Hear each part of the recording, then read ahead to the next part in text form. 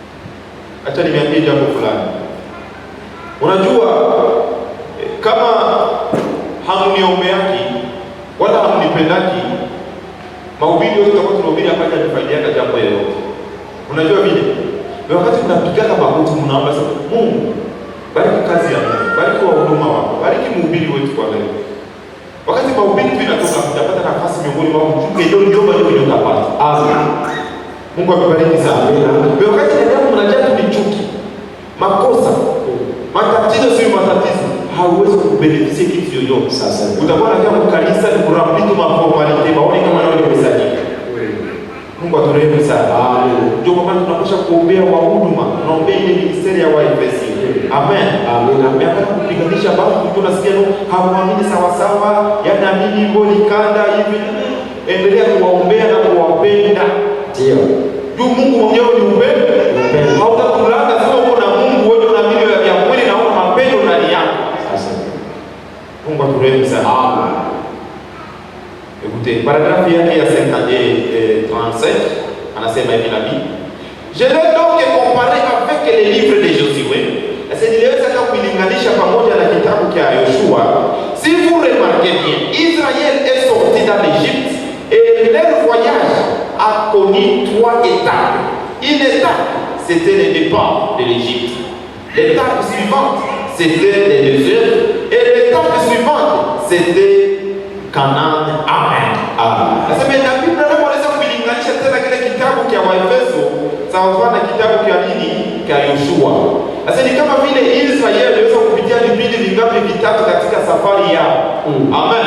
Amen. Bele waingie katika mji wa ahadi walipitia vipindi vingapi vitatu. Walikuwa kipindi cha kule kwa Egypt, waliteswa mule. Walipiganishwa, wao walikatwa vichwa. Wengine waliuawa. Walikuwa katika vile waliendelea kushinda.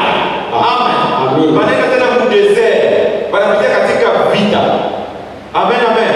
Wakajaribiwa na kujaribiwa hadi wengine wanaanza kusema, wewe Musa, ni ya kweli Mungu alizungumza na wewe kweli. Unataka tumalizie mule mjambo alikuwa mvita hapo. Amen, amen. Amina. Sio tunapatana vizuri. Ndio. Leo tunaweza kusema lakini watoto wa Israeli nao hapa kuna wenye Mungu aliwafanyia kwanza shaka kwanza mbele rouge. Anapaswa barabara wanapita kule ndani pakavu kisha banaanza kumgeuka Musa mjambo kabisa na wewe lakini hapa watu wengi hapa watu unaweza kusema vile wewe kwa mwaka ile wakati ndio waone mambo vile tena biko watu wengi wanapiganisha kazi ya Mungu ndio wanapaswa kuwa wewe kufika kwa mashindano hakuna mshindaji bila vita. Amen. Amen, amen. Amina. Mungu amebariki sana. Amen, amen. Wakati walifika katika nani Kanaani pale. So sasa kama walifika pale ingine Yesu walikuja wote tu wanaingia pale.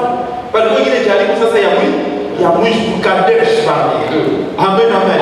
Ndio wenyewe walijaribiwa tena mpaka wakati walitoka wavekele wangapi wawili ndio pale na miaka ubili Ezra Emilio. Walikuwa 2000 mbele wakaingia babili tu.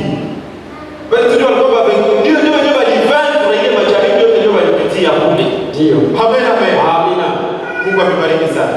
Ndio kwa maana msijikontante kuwa wengi sana. Unabidi ujumbe kanisa ya mkubwa bali hamna washindani. Ngaliki mambo ya kusemana, kwa kutafutana kwa maneno, benya baamini, baba kosa, baba excuse siku tuleta hitaji la kujibia, baleta murekano na mitoka hii kanisa yako. Wakati kanisa Mkristo wa bia hivyo, hauyakuwa mshindaji. Every mshindaji fura ya mayo impike. Ndio. Jana impike.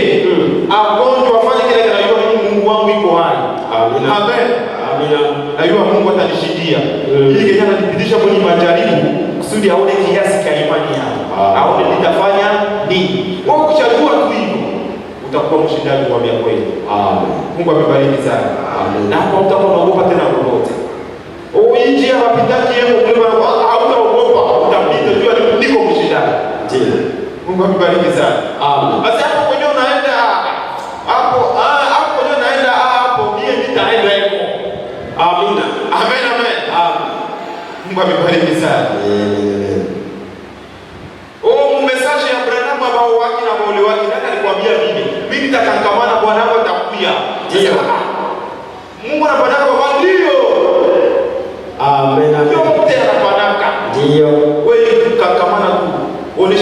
wako. Mungu atakupatia mahitaji za roho yako. Haleluya. Mungu amebariki sana. Amen. Akusiaje sema vita. Kila mtu anajua vita zile anapitia yake. Usudi hizo kwa mshindaji ndio uko vita zile unapitia yako. Ndio. Amuyasikia kama vita.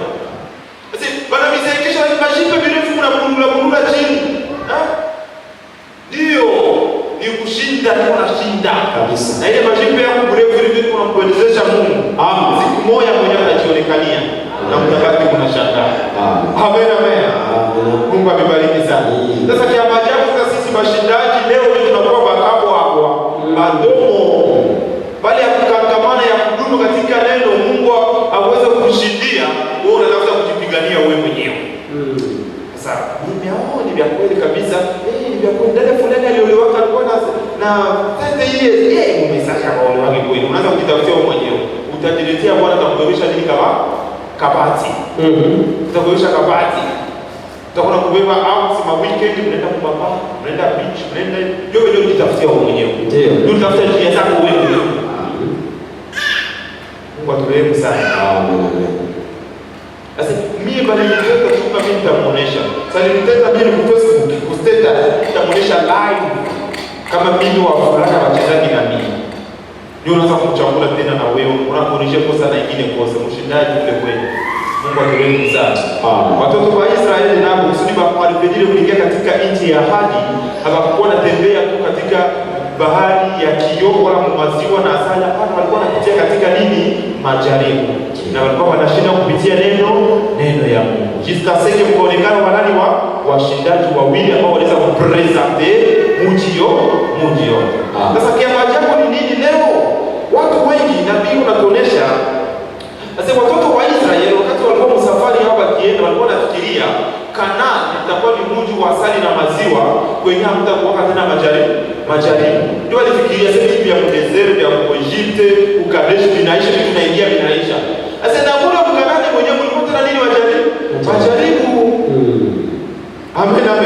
Ndio nabii anasema mtamsikia. Sasa kule Kanaani baada ya kubadilisha ingia mlikuwa tena majaribu. Ndio vile ilivyo tena leo wa Kristo kanisa. Ndio. Useme baada ya wewe kuamini ujumbe, baada ya wewe kupokea mtakatifu basi binaisha. Sisi hatuko bakrasa infinia hapana, sasa neema ilisha hiyo utaanza kuishi muabondasi za kufanya hiki na hiki na kila hapana. Ungaliki na kazi ya kufanya. Amen. Mungu amebariki sana. Amen. Sikia nabii. Usema nikasoma kafupi tu, mniruhusu nisome sana kwa ajili tuweze kuongola kwa Mungu. Ndio nasoma acha nisome na Biblia tuweze kusikia yeye anataka kutuambia kuhusiana na pointi ya washindaji. Anasema toujours dans une citation paragraphe yake ya 37 anasema mais ce qu'il fait ampli c'est ce qu'il parlait de la justification par la foi après qu'ils ont cru à Moïse, qu'ils ont quitté l'Égypte, de la sanction et de la sanctification alors qu'ils marchaient sur la conduite de la colonne de feu et sous l'expiation de l'agneau du sacrifice dans le désert. Ensuite de l'entrée dans les pays qui l'avaient été promise. C'est qu'il y a besoin de wakati waliingia katika ile nchi ambayo walikuwa wanaijiwa.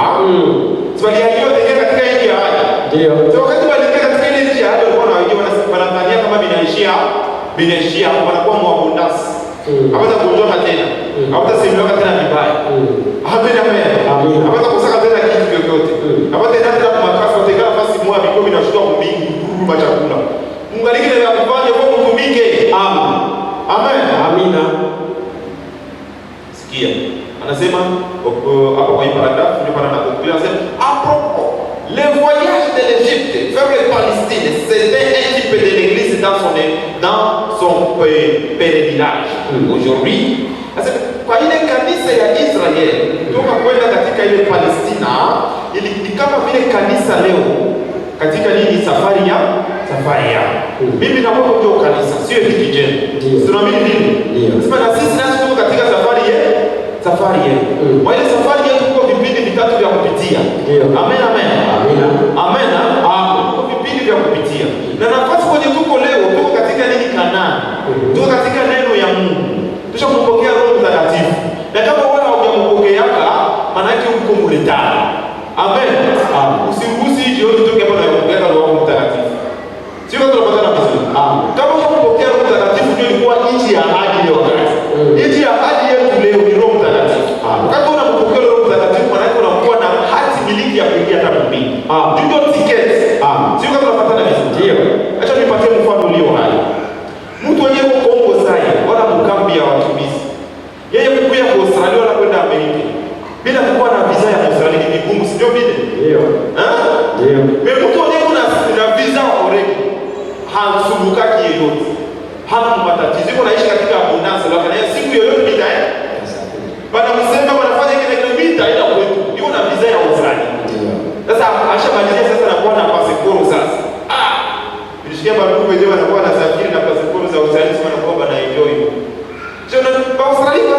ndio wanapita wanaanza kutana ndine.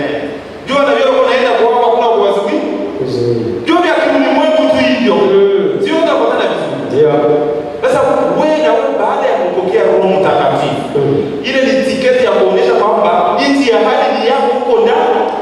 Alizuru hapa kwenye huko Australia saa hizi unagonga, unasemewa, unajaribiwa, unafanya kinaiki, unajua kama wewe sio wa hapa tena. Amen. Amen. Amina. Wewe ni msafiri mahali yako mbingu za mahali. Amen.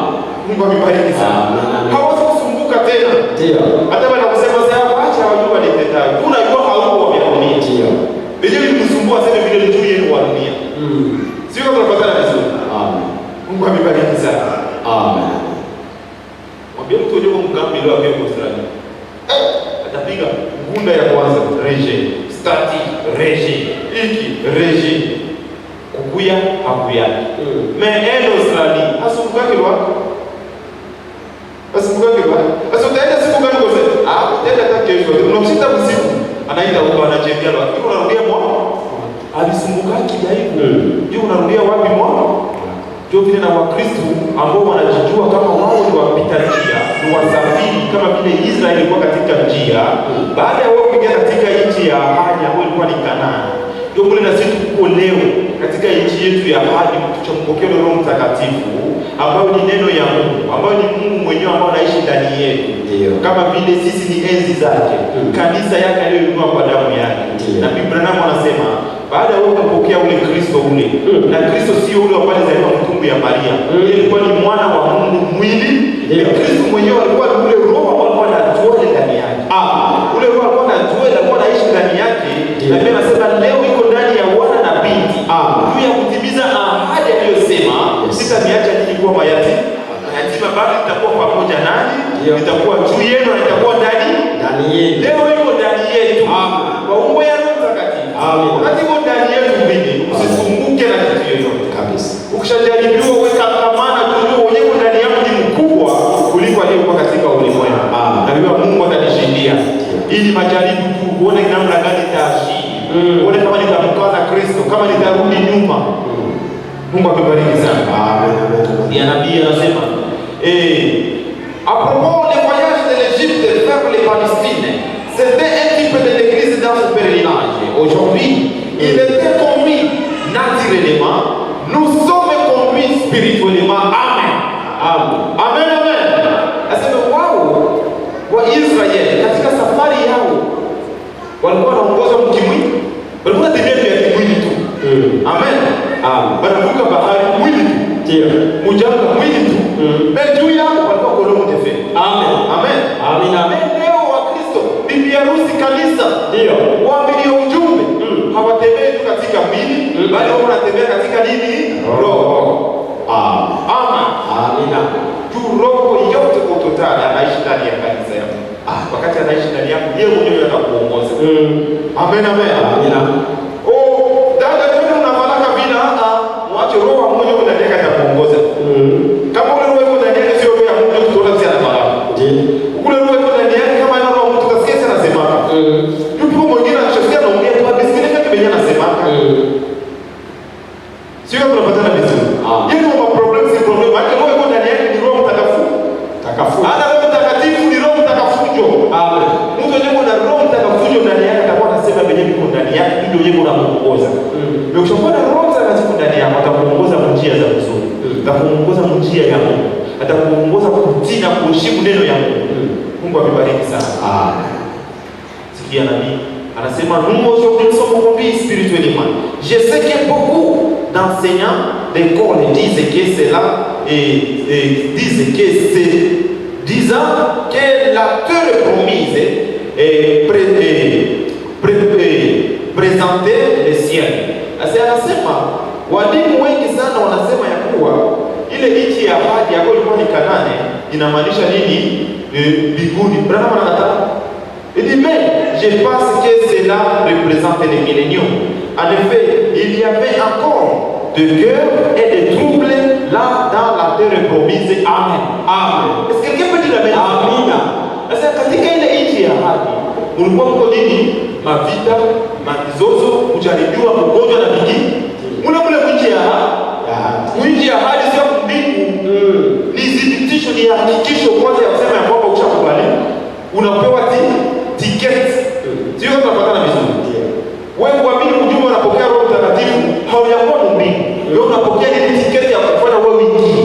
Sio kama tunapatana vizuri. Amina. Sio kama tunapatana vizuri. Yule mtu mpinga anakuwa limité pale sana. Sisi tushakuamini message vinaishia hapo. Hapa ndo malengo ya kufanya. Ndio. Wewe pia kuamini message jambo fulani linatokea katika kanisa ya ujumbe, unafikiri unarudia nyuma na vitoka wao. Sasa hivi simuona hiyo kama video vinakuwa wao kwa wemo. Au kwa wapi? Alikuwa vyako. Unaonesha mambo yako wenyewe huko. Kama ukosha kupokea Kristo Roho Mtakatifu mwenyewe anaishi ndani yako. Ile tiketi malgré majaribu, matrouble, mavita, mizozo. Watu wanatuangalia na mamungu kanisa za ujumbe. Mebakisha wenyewe kubarote na kuyumba wanavitoka. Wanavitoka. Na wengine wanachakula. Wanapakia sasa. Ingekuwa message ni ya kweli. Si mngepatana kabisa mnakuwa kimoja. Kanisa ya ujumbe. Huku kanisa ya ujumbe. Ndio inapaswa kuwa hivyo. Si bashindi bakubwa eko. Inapaswa kuwa hivyo. Amina. Mungu amebariki sana. Amen. Yes. Bwana anasema ils sont arrivés là et selon mon opinion, kulingana na wazo yangu kama vile nabii, anasema l'église et ce soir au niveau où était l'ancienne église à Kadesh Barnea, là où il avait erré après avoir refusé de marcher dans la lumière, il dit paragraphe 53. Et maintenant, après que vous êtes entrés, ça ne veut pas dire que vous êtes épargnés de cœur.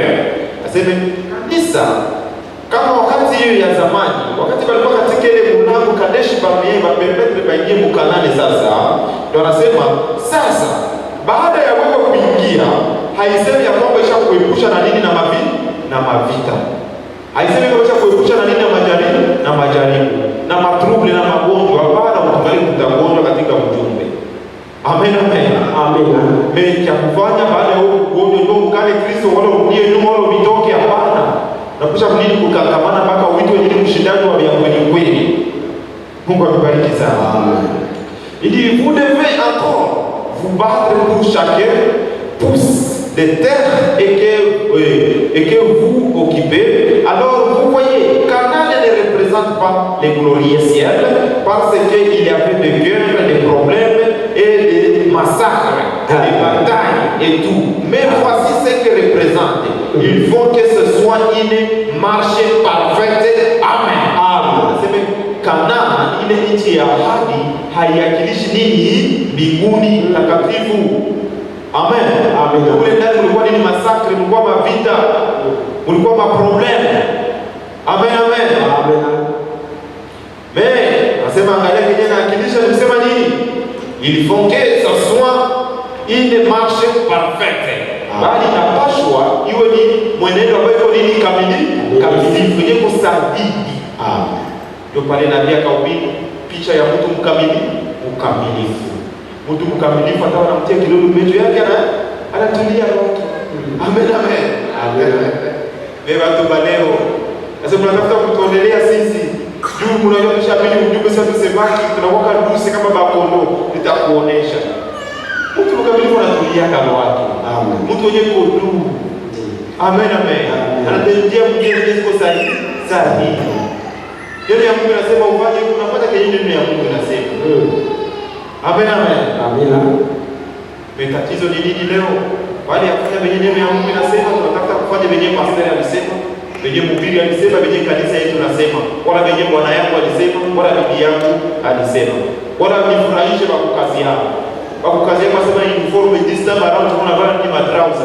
Wewe unaona tuanga drauza. Neno ya Mungu inasema vile, hauna mtu mkamilifu. Wewe fanya venye neno ya Mungu inasema. Hapana kufurahisha watu yote, hautaweza.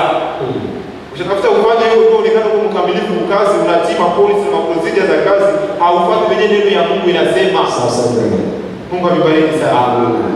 Il dit maintenant après que vous êtes après, ça ne veut pas dire que vous êtes épargnés des guerres. Vous devez encore vous battre pour chaque pouce de terre que vous occupez. Alors, vous voyez, Canaan ne représente pas les ciels glorieux parce qu'il y a là des guerres, des problèmes, des massacres, des batailles et tout. Mais voici ce qu'il représente. Il faut que ce soit une marche parfaite, c'est là que l'Église échoue aujourd'hui pendant cette marche. Basi hapo ndipo kanisa leo inashindiwa katika hiyo njia au hiyo mwenendo ambao iko sambamba. Ndio kwenye kanisa iko nashindia leo. Bali sisi kufanya mwenendo ya Mungu na kuambia kufanya usikuwe bashindani, tunafanya wenye pastor anasema. Mwanzo pastor ndio tulitosha wapi? Ndio pastor wao na mimi niambia. Kwa pastor wao waliambia. Angalia kwa Biblia hapa pia. Kuona pia Biblia. Ndio kwenye kanisa leo iko inashindiwa. Kanisa haijengi tena kwenye neno ya Mungu. Kanisa haipendi kushinda na neno ya Mungu kama vile Yesu alikuwa anashinda na neno. Mimi nataka kushinda kwa njia zake. Mungu aturehemu sana. Wale nabii anasema hapo ndio kwenye kanisa iko nashindia leo.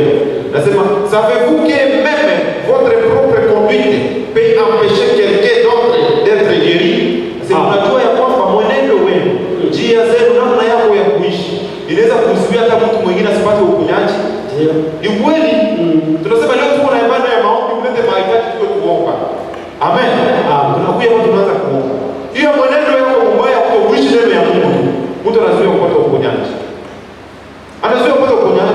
Mtu anazuia kupata hitaji za maombi yake. Juu ya mwenendo ya mtu mbaya. Na ni kweli na Biblia inashuhudia hili. Kusema chachu kidogo inaweza kuharibisha mkate hiyo. Ndio kwa maana tunapaswa kutembea mjezo nini sahihi, sambamba. Wandugu na wadada wanaishi katika mapendo, katika amani, harmony, kuntuazi. Kosa ya ndugu unaona kama ni sisi wote tulikosea. Sasa kupata kwa ndugu tunaona sisi wote ndio tulipata. Amen, amen. Amen. Hata baada ya tunajitapa tukifutuka na ujumbe tunamini mesali.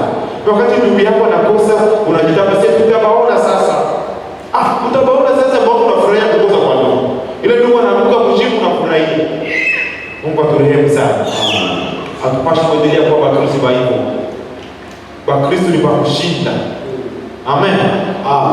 Wakati ndugu yetu anashindwa, tunapaswa kupigana pamoja kusema tumuinue, tushinde pamoja. Amen. Tuye mwenye wakati anashindwa analeta ni aibu katika neno ya Mungu. Wakati ya aibu na ingine inapaswa kuwa ni ya kanisa yote kwa ujumla. Kwani na tusikwazia kwamba maombi tafikia Mungu tena. Tu mmoja katika ule mwili wa Kristo alishakuchafuka. Chafu kuingia ndani. Magonjwa ishaingia katika nini kama. Kumbukeni katika maandiko matakatifu. Kuna ndugu ambaye aliweza kufichika tu pesa tu kidogo. Mpaka kufa watu 12 katika kanisa. Juu ya kufichika tu pesa ya kanisa. Watu wakakufa katika nini? Kanisa. Chafu kidogo tu watu wanakufa. Mungu aturehemu sana. Hebu tena. Nitakusomea tena basi. Anasema hivi nabii, dit votre mauvaise conduite, c'est-à-dire vos péchés non confessés à vous, les croyants, peut-être la cause d'un échec amer pour cette église, et au jour du jugement, vous serez responsable de tout cela. Oh, vous direz, bon, un instant, frère Branham, eh bien, c'est la vérité. Pensez-y. Anasema ile zambi yako kidogo leo nafichika kwenye uwezo kutubu. Ile zambi tu ile inaweza kuingiza kanisa yote katika nini? Eshek, katika kushindwa. Ndio tutakuwa tunaomba sasa. Mbona si Mungu ajibiake maombi yetu? Mungu anajibiake maombi ya pastor, anajibiake maombi ya nabii, maombi tu ya Petro, maombi ya Yohana tu sisi tu nini hapana. Iko nini? Zambi moja ambayo haijawahi kutubiwa mule mkanisa. Ile zambi moja inaleta nini? Kosa, inaleta nini? Kushindwa kwa kanisa yote kwa ujumla kusonga mbele. Mungu aturehemu sana. Ndio kwa maana tunapaswa kumake sure katika njia zetu tunatembelea siku sahihi. Sisi ni perfect. Mungu amebariki sana. Anasema ils ont tué les Amoréens et les Hétiens, mais il n'y a eu aucune blessure parmi eux jusqu'au moment où le péché est entré dans les camps. Asi waliweza kuwa wale watu wa Amoni na wa Hétiens, mais hakuna mtu yoyote anaweza kuumia. Mpaka wakati dhambi iliingia katika nini camp. Et lorsque Achan a pris ses manteaux de chien et ses ligotés d'or et ses lingots d'or et qu'il les a cachés sous la tente. Asi wakati ule ndugu Achan aliweza kuchukua tu ile manteau ya nini ni kama vile pesa na ile logo ya mapao. Unasema ni lengo. ile vitu wanaongea kama mama anataka lengo. Asema akaweza kuchukua na akafijika. So wakati walichukua na akafijika, dhambi kaingia wapi katika nini kambi. Amen. Dhambi kaingia katika nini kambi? Juu ya dhambi ya mtu mwenye anafijika, dhambi inaingia. Kushindwa kunaingia. Natamaliza nipatie muda kidogo, iko 7 something. Anasema, alors, le lendemain, siku sasa ya kufuata baada ya Akani kuvunjika ile mali ya kanisa. Ils ont perdu 16 hommes. Excusez-moi, ile tuli ambaye nilisema watu 12. Na pia anasema waliweza kupoteza watu ngapi? 16. Bakafariki juu ya dhambi ya mtu mmoja.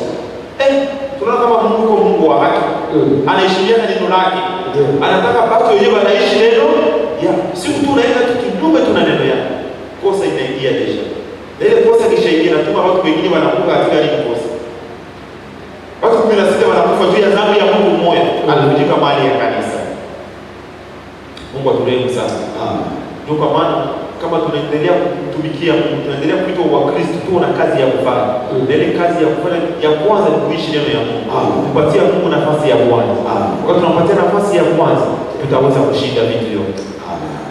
Amen. Anasema on 16 personnes. Josué a dit arrêtez un instant. Il y a quelque chose qui cloche. Yoshua akamwambia simameni dakika chache, kuna jambo fulani ambalo linatokea. Quelque chose cloche ici. Jambo fulani linatokea. Nous allons publier un jeûne de 7 jours. Tutaweza kutangaza nini? Kufunga kwa siku ngapi? 7. Amen. Juu ya nini? Dhambi ya mtu mmoja kufanya. Ifo tufanye nini? Mafungo ya siku 7 kusudi Mungu atoshe ile chachu miongoni ya kambi ya Mungu, miongoni ya kanisa, miongoni ya taifa ya Mungu. Ndio kwa maana mara kwa mara wakati tunaona tunatangaza mafungo, maana kuna jambo ambayo ya msingi sana yenye kwa useria ambayo tunapaswa kuombea mpaka tuna make sure Mungu anatosha ile chachu miongoni mwetu. Amen. Mungu akubariki sana. Ndio maana jeune haiko vitu tu ya kulala na la mtasema tuko na jeune hapana. Biko jambo fulani ambalo tunataka kujene tu yao kusudi Mungu aweze kutosha miongoni ya watoto ya Mungu. Ndio. Sio tunapatana vizuri. Mais maombi hiyo sasa kuna maombi ya kila mwisho wa mwaka, mwisho wa mwezi, mwisho ya wiki, kila jeudi. Tunaona masiku tunashukua na maombi mais kwa jeudi sio vile. Mais sasa tunasema tuko na jeune. Ile jambo tunapaswa ku make sure from this time to this time tutakula tunajinyima kusudi damu isikue katika nini? Cerveau na katika estoma, bali msikue nini? Damu isikue katika nini? Estoma, bali iko katika cerveau ili tuweze kumulilia Mungu wetu juu ya jambo fulani. Kama tunaombea juu ya jambo fulani ambayo ilionekana. Tunajeli juu ya ile. Mais leo inakuwa kama vile ni competition. Siku fulani siku ya jeudi, kuna jeudi juu ya nini? Hapana, tunajena kila siku fulani na siku fulani juu ya nini?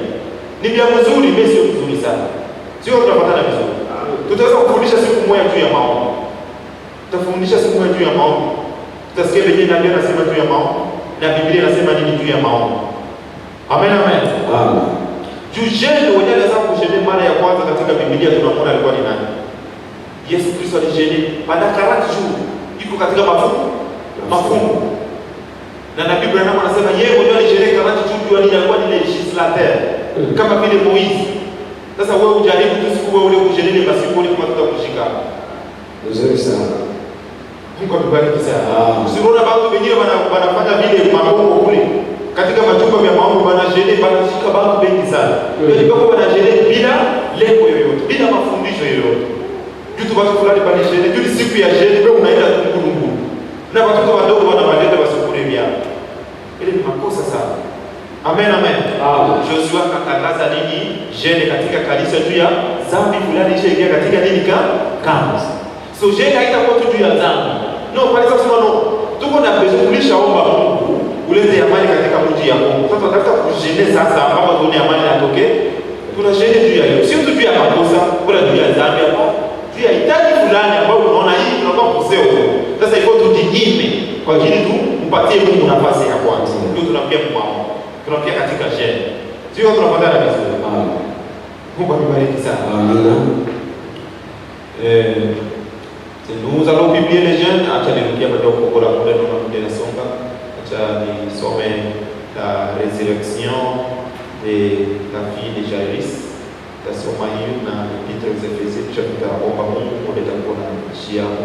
Ili nitaka tusikie hii jioni ni kujua ya kwamba sisi ni washindaji. Na njia pekee ya kuweza kukamilisha ushindaji wetu kupitia neno ya Mungu.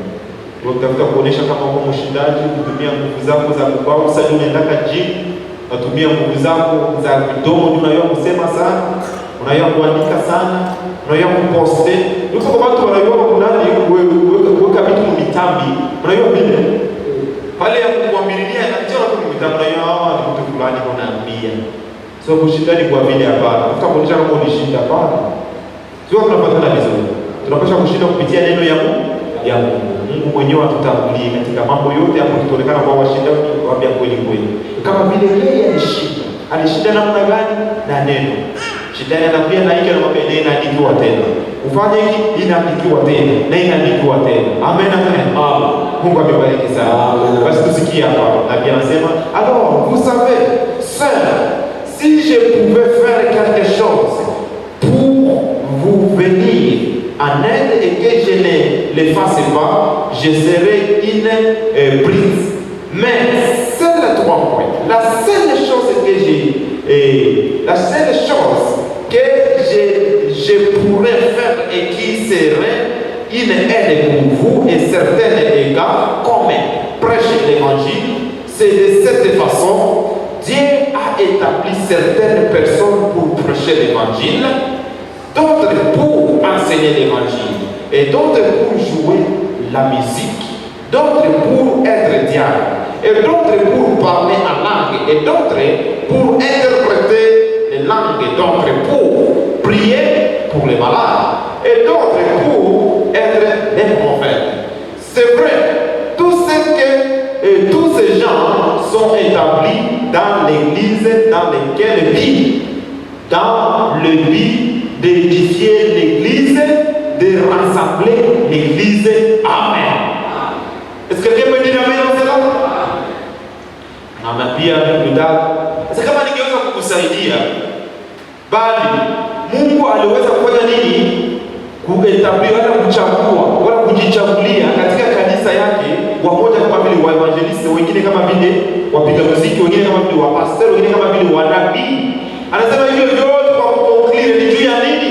Ili Mungu aweze kujiidentify, aweze kujidhihirishia wala kujitengenezea kanisa yake yeye mwenyewe. Amen. Maana wakati Mungu anachagua watu wa kazi yao, wanakuwa ni kazi ya Mungu. Mungu amebariki sana. Biko ni kazi ya Mungu, unatayarisha kazi ya Mungu.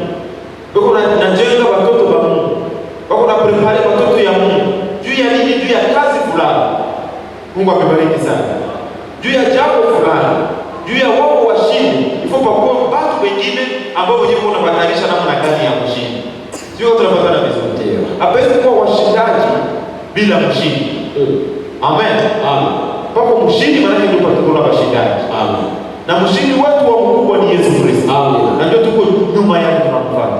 Njia zote zile alishinda, tusifuata sababu hakuna kitu kitatuzuia mbele. Amen. Mungu amebariki sana. Amen. Utakuwa unatembea kwa bonus, uko unaomba jambo licha kwa tu pale. Bwana mpaka vya kuomba, unajikatakata, unajifurufuza, unashenea siku makumi ngapi ndio useme mmoja hapana. Wewe ishi tu neno ya Mungu. Tembea katika njia za Mungu. Na utaanza kushinda na utaona vyote ambavyo unavyotaka kwa Mungu vinakuonekania. Tunaweza kumuuliza nani? Ndugu yetu Elia. Ambia sasa banabii babani walikuwa wanataka 400 prophètes. Sasa wewe Elia ulikuwa tu wewe mwenyewe ulifanya nini? Hakuna, nilishinda tu na neno ya Mungu. Wao walifanya nini? Walijikata, walifanya hivi na hivi. Mimi hawakuweza kuonesha ushindi wao. Ushindi ulikuwa kwa ngambo ya ule alikuwa tu ya nani? Ya neno ya Mungu. Mungu amebariki sana. Ndio kwa maana tunapaswa kuheshimu kazi ya Mungu katika kanisa ya Mungu aliye hai. Katika kanisa ya Mungu iko pale, Mungu ashajitambulisha wale watu pia kulishe kondoo zake. Tunapaswa kuheshimu zile kazi na kuziombea, sisi tuweze kuzibenefisi. Amen. Wao tuweze kusikia tena mahubiri wa pastor tunao ni wanadamu wataongeza vyao watalanda, ndio. Ni wanadamu wataongeza vyao watalanda. Ni kama ulimbia kwa kanisa ndio kusikiza neno ya Mungu. Omba Mungu kila mara, kwa maana katika kizazi hiyo Kizazi ambacho tunaweza kufundishwa juu ya mambo ya meditation ni katika ujumbe. Leo kati ya meditation ya wewe kuomba sema Mungu nitayarishe nafsi yako. Unisamehe na unifungule kusikia tu kwa kiroho. Bende viko vya mwanadamu viondoe. Ndio. Viko vingine vitu nitasema hapo nasema vile ni frere unaondoa bila hata kujenga. Hata kufanya wewe ushinde nini? Tia hiyo pembeni. Wenyewe ushikamane na hapo wenyewe wanasema hii ni neno ya Mungu. Mungu nisaidie tuweze kuishi. Mungu amebariki sana. Mimi mara kwa mara watu wanaanza kuleta misababa. Kisha kwamba kusaba misababa utashinda watu na dada. Mungu aturehemu sana. Namalizia na hii andiko, Biblia inasema les épîtres toujours aux Éphésiens et comparant aux Hébreux. Il dit paragraphe 57. Pourquoi sont-ils morts ces hommes innocents? Asa kwa nini hao watu ambao walikuwa bila kosa wanaweza kufariki? Ndio watu gani? Wale watu 16 ambao walifariki wakati ndugu Akani alifitika nini mali ya kanisa. Kwa nini walikufa wale watu walikuwa innocent? Hawakufanya kosa yoyote. C'est parce qu'un homme est sorti de la ligne. Asa ni juu mtu mmoja anaweza kutoka katika mstari. Hasikuishi neno ya Mungu. Voyez-vous pourquoi ces choses doivent être enseignées? Already ndio kwa maana haya mambo yanapaswa kufanya nini? Kufundishwa. Na ndio kwa maana tunafundisha hii jioni tuweze kujua namna gani ya kutembea na neno ya Mungu. Tuweze kujua namna gani ya kutembea katika kanisa ya Mungu. Tuweze kujua sisi ni barani, sisi ni washindi wa ndugu na dada. Amen. Washindaji sio tu wahubiri, sio wapasteri wala profeti tu mwenye. Na wewe pale niliki si ukubali au kupokea Kristo. Uko na roho yake ndani yako ni mshindaji na wewe. Amen. Na alisema nini mwenyewe Kristo? Kumbukeni, mara kwa mara tunakuwa tukisoma maandiko kama vile watu waliendaka shule tu. Tafsiri yake tunaiacha mbali sana. Maandiko matakatifu nasema, wakati Kristo anaanza kufufuka kutoka miongoni ya wafu siku ya tatu, yaani Jumapili asubuhi. Amen. Wakati alifufuka, akasema ya kwamba je vous a racheté. Niweza kuvikomboa nini? Kukuwa nini? Wa prince na wasakrifikateur. Amen. Asema sisi tuko warithi na wakuhani. Tuko warithi ya mali yote ya Mungu. Amen. Na tuko wakuhani. Wakuhani ni watu gani? Watu ndio wanafanyia Mungu kazi.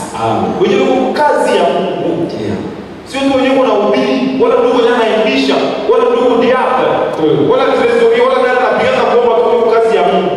Na wewe wakati Kristo alitufia kwa msalaba, anasema tout est accompli. Maintenant je vous ai racheté comme des princes, un royaume de princes et de sacrificateurs. Amen. Ni ufalme ya wakuhani na wa sacrificateurs. Amen. Kazi ya Mungu. Kama upewe ile kibali ya kuhubiri, wewe ukishaishi neno ya Mungu unamfanyia Mungu kazi. Na Mungu atakubariki kwa hiyo. Mungu akwako modeni ya Mungu. Bwana Mungu amebariki sana. Basi tabisi tusimame. Ili l'église doit s'aligner. Parce que kanisa inapaswa kuambatana, inapaswa kusimama. Ili s'aligner si la parole de Dieu, inapaswa kusimama wala kuambatana sahihi kwenye neno ya Mungu. S'aligner avec Dieu. Isimame sahihi na neno la Mungu. S'aligner les uns avec les autres. Washimame kwa ajili ya wamoja na wengine. Amen. Ndugu yako ni ndugu yako, dada yako ni dada yako. Hapana dada yako alishindwa, alikosa hiyo mgonjwa unafurahia. Hapana, ni mwili mmoja tu. Wakati inaumia, sisi wote tunaonekana wenye kuumia katika mwili wa Kristo. Simuona hivi vidole hizi viko. Sikira mtu anajua. Hivi vidole sio si binachana. Ndio kia mrefu, kia mfupi na kia mwembamba na kia. Sio ndio viko binachana. Mbele yote viko kazi moja. Yuko kazi moja. Hiki moja kitatoka. Hivi vile vitajua hapana tuendelee. Hiyo kitu hiki kinakosekana. Wakati vyote viko hivi vinaenea. Maana vinafanya kazi nyingine iko sahihi. Sio tunapatana vizuri. Ndio vile wa Kristo tunapaswa kuwa. Usiendelee kujitapa watu tunaamini ujumbe. Tuko na Kristo washindaji. Ndio kwa sababu sio tu kuna ufunuo kwa ndio huko naye. Wakati wote haushimamani kwa ajili ya neno ya Mungu. Haushimamani kwa ajili ya ndugu yako juu ya dada yako. Tusiendelee kujitapa ya kuwa Mungu waaminifu. Tusiendelee kujitapa kama tuko washindaji. Ungaliki mtu mwenye kushindwa. Unaitwa uweze kushinda hayo nayo. Mungu akubariki sana. Nous devons s'aligner les uns les autres en marchant d'une façon parfaite, droite, sobrement, devant tous les hommes, tutaweza kujiadiliana kuambatana, kushikamana moja kwa wengine, kutembea kikamilifu, sombre, kuambatiana wala kukumbatiana kwa moja na wengine, ili dala trembele katika woga wa Mungu. Akoze d'un homme zamani, kwa sababu ya mtu mmoja kia vole manto ambaye aliweza kuiba ile manto ile, qui avait fait quelque chose qu'il n'aurait pas dû faire, ambaye aliweza kufanya jambo fulani ambaye haingepaswa afanye ule mtu. Ces hommes ont perdu la vie. Watu 16 wakapoteza uhai wao juu ya mtu mmoja. Sasa wewe wakati ndugu yako unafurahia aligonjwa, unafurahia ulikuwa alianguka, alizini, aliiba, alifanya hiki na hiyo, unafurahia hayo mambo. Wewe mtu mmoja unafurahia jambo kama hilo. Unajua kama ule mtu kwa wakati anafanya ile jambo, sisi wote hapa inakuwa ni aibu. Unajua vile? Sasa wakati ile aibu inatokea vipi? Sio kama ni watoto ya kwa narudia nyuma. Ni kifo. Mungu atuelewe sana. Wewe uweze kusoma kitabu kwa tutajua, tutaona kama moyo njoo. Sasa wanasema kwa wale vijana message mbele yetu. Wao washakabia ujumbe. Wao kwa mimi message ya mgambi tutajua. Wewe Mkristo wa vile ndio mtajua. Mungu anajitoa kwa mshindaji kweli. Mungu aturehemu. Hiyo ndio tunapaswa kuishinda. Isiko bakristo wa kujitapa makwako hapo. Bakalmoniate, bakuona tu makosa ya wengine. Wewe unashinda kumshikilia mwingine. Ukristo kwa vile na bia na kataa. Amen, amen. Na maandiko matakatifu naipiga marufuku. Amen. Joshua kaona sema hapana, dhambi fulani sheria katika kambi. Kwa tufanye nini? Mafungo. Juu ya mtu mmoja aliweza kuiba. Watu 16 wakafariki. Wewe unafurahia hapa juu ya mtu mmoja alifanya kosa. Sasa wale watu wangapi wenyewe wanakufa, wala watu wangapi wenyewe wanazuia kuamini ujumbe. Mungu atubariki sana. Basi tusimame tukaribie Mungu wetu kwa maombi kwa dakika chache. Yesu Kristo Bwana wangu,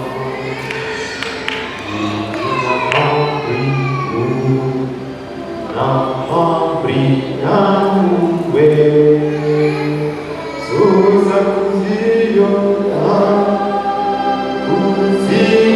ndoa zangu.